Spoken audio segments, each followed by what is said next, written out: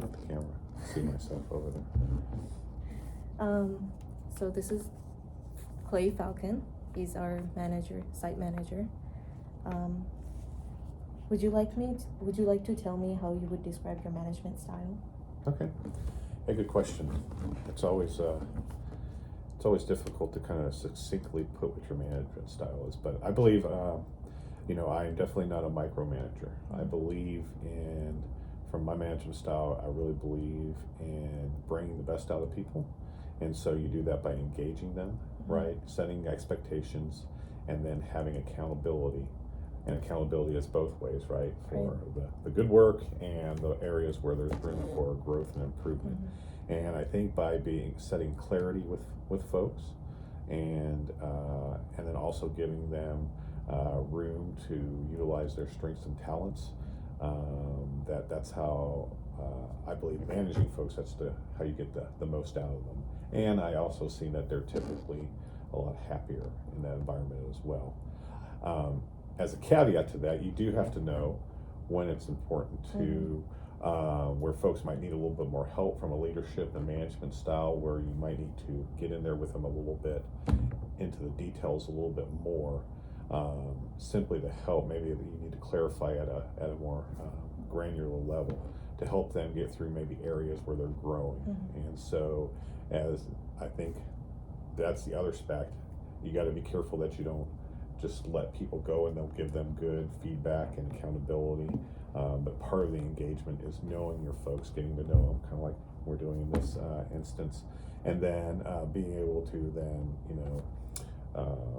it's not one size fits all. You help them out individually as you need to. So, in a nutshell, I'd say that's how my management style. Do you think this style has always helped you, or has there been times that it made it difficult for you?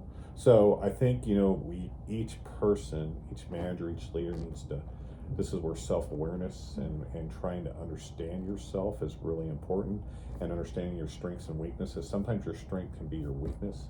And you got to be careful that, because you're engaging with folks, but you may not be down in the details with them, that they may be floundering, and if you're not aware enough, because there's a lot of work going on, you're trying to hit goals and objectives, you're setting new strategy, you may miss that. And so to answer that,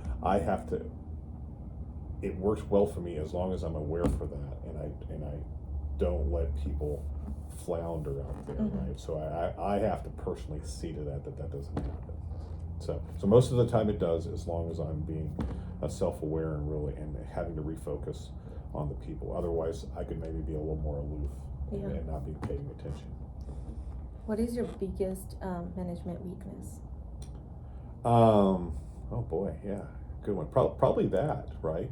When we're really busy, and we are all the time, is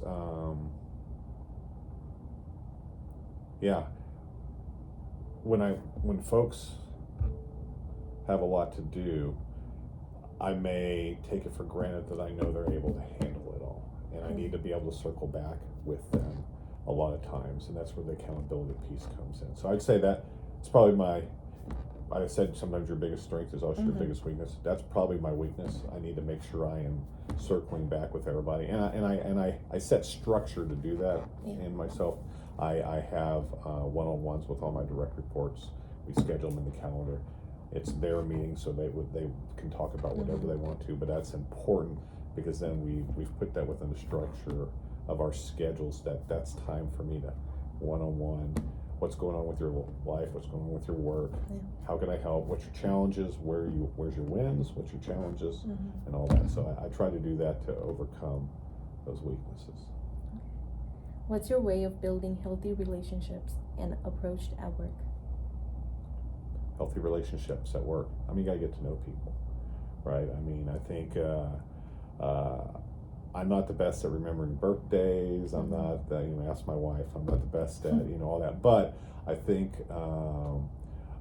just interpersonal, getting to know somebody, understand who they are, I think that's the best. When people feel important and when they feel needed, and respected by their leaders and the people that they work with. I think that builds healthy relationships, and that's really important. You know, we spend so much time at work, and so it's important to have those healthy relationships. Everything is not about business all the time, so to speak, right? So, you know, we're not 100% talking about the work here. A lot of times we're talking about each other's lives and what's going on and everything like that. And I think bringing that aspect into the workplace is important because it brings a little bit of a humanness and heart into the workplace. So I like to do that. Which supporting skills do you think are most important when it comes to leadership? So organization is very important. I feel like I'm always fine-tuning my organizational systems and processes when it comes around email and information and all that stuff. And I really think that especially with all the information that comes at you in this day and age, being able to organize that information, understand it, and figuring out what to do with it. Is it something that we are just going to set off to the side? Is there something that's actionable, or is it something that has to sit there and incubate for a while, and you know, it will spur new innovative ideas later down the road? How do you handle all that? How do you organize it? I think that's very important to leadership and management. Are there any qualities and leadership traits that you liked about your previous manager, which you try to follow as a manager in this position? Yeah, so with my previous manager, one thing that I particularly liked about him was his ability to make decisions. You know, he would be able to assess the information fairly quickly and then make decisions. And so, you know, I think I'm pretty good at making decisions, but we're always looking to how we can improve ourselves. And so I kind of watched how he did it and the manner he did it, especially if it's in a larger group of people, how he went about making those decisions, his interactions with folks, how he pulled, you know, the questions he asked and how he asked the questions to pull information out of folks, ultimately he made the decision. You know, it was a decision that he had to make that wasn't necessarily consensus decision. So, do you think the experience plays a big role in that, or do you think it's a confidence in making decisions? It's probably a little bit of both. As you gain experience, you gain confidence, right? If you're dealing with information and work and if just the space that you're used to, yes, I think it helps you to gain confidence to make decisions. One of the biggest growth points for leaders and managers is being able to make decisions in areas where they're maybe not as strong, right? And we in our company, we call that agility, the ability to move into areas where it's not their technical expertise. They may have some, they may have some experience in that area, but now that's where learning to ask the right questions and what information is important and not important. That's kind of going back to my previous boss. I think your experience helps give you confidence in that aspect too, even when you're getting into areas where you don't have a lot of familiarity as well. So, how do you approach making difficult decisions that affect the entire team? So, I like to get input. I like to get input from, obviously, if I can, right? I like to get input from the people that's going to affect most. And usually have a good discussion about what that's going to look like. I typically, in those cases, I try to work through consensus, but I do understand that I ultimately have to make a decision, and we talk about then, you know, what are the potential outcomes and that type of thing. But I don't like to make those decisions in a vacuum. Whether it's with my fellow leadership team and we're trying to make decisions, you know, that are going to affect all of Bartlesville or one or two work groups, I may try to work with and as many people as I can, because I like to get diverse input from everybody, because I only have my set viewpoint, and that usually helps us then make better decisions, even though they're going to affect everybody. What are some ways you reward successes and achievements? So I think it's across the board, right? You kind of learn to know people. Some people really just like a verbal recognition. Other people don't like verbal recognition in public. Some people like some type of gift or monetary, right? It gets back to knowing people, and I've used all. I've verbally acknowledged folks in front of the team for their great work.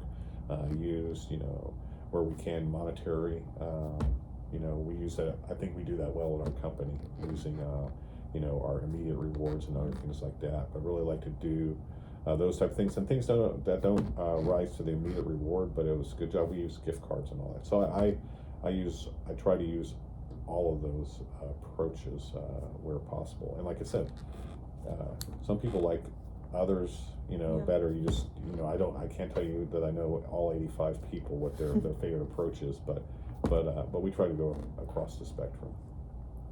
What are some of the things you plan to do with your team for professional development? Professional development, okay.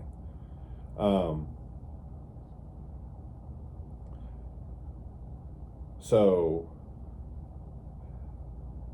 I haven't done anything recently with my team. I've done them through my one-on-ones with my different folks, and depending on where they're at and what they're interested in, I've been recommending books that I have read in the past that I have found helpful in my growth and development, and then they've been reading those, and then we've been having discussions and kind of coaching sessions and discussions about those books in our one-on-one meetings, so they can bounce things off. I mean, I'm learning from them as well, because their insight from those reads. But that's one of the things I'm doing recently. I have in the past.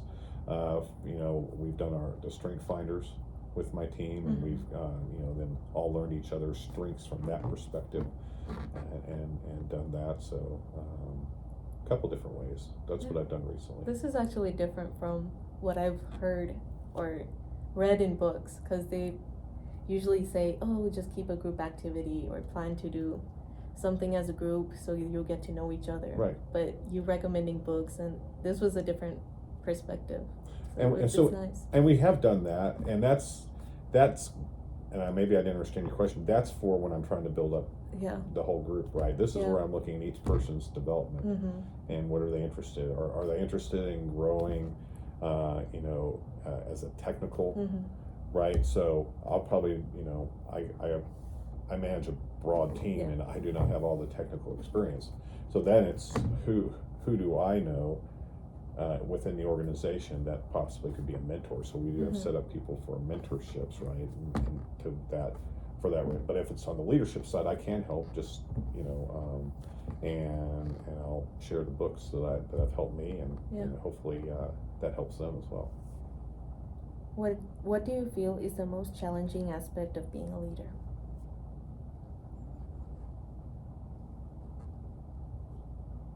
That's a good question. It's changed over time for me. I can say early in my career, and when I started taking on leadership responsibilities, the biggest challenge was thinking that I had to know everything and everything that was going on in my group. Not that I necessarily be the expert, but I had to know everything and be close to that, and that can be very overwhelming. So obviously that's changed for me, and I'm trying to think now. Repeat the question again. What do you feel is the most challenging aspect of being a leader? I think probably the most challenging aspect is getting people on board with change. I think it's the biggest thing. You have people that engage with change and can do it positively. You have others that are neutral and have to be brought on, and then you have others within a group that all change brings about resistance.